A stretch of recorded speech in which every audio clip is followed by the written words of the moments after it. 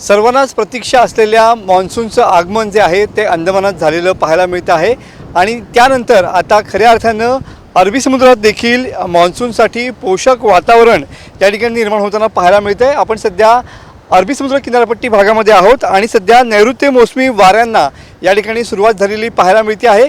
वेगवान वारे सध्या अरबी समुद्रामध्ये या ठिकाणी वाहताना पाहायला मिळत आहेत। अरबी समुद्रात देखील मान्सून सक्रिय होण्यासाठीची अनुकूल परिस्थिती या ठिकाणी पाहायला मिळते आहे।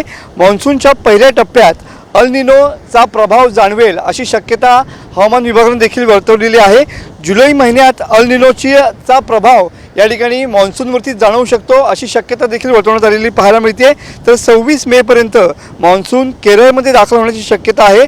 तर उद्यापासून 3 दिवस कोकण किनारपट्टीसाठी या ठिकाणी हवामान विभागानं येलो अलर्ट दिलेला पाहायला मिळतो आहे।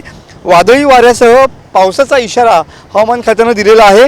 कोकण किनारपट्टी भागात वादळी पाऊस आणि कडक उन्हाचा दुहेरी मारा असं चित्र पुढच्या 2 ते 3 दिवसांमध्ये या ठिकाणी पाहायला मिळेल।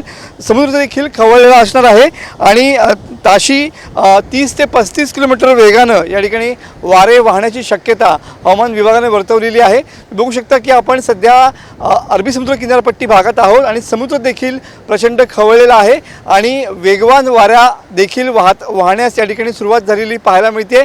म्हणजेच अरबी समुद्रात देखील सध्या मान्सूनसाठी अनुकूल परिस्थिती तयार होण्यास या ठिकाणी सुरुवात झालेली पाहायला मिळते। कॅमेरामन समित गजनेसह मनोज डेले, TV9 मराठी, रत्नागिरी।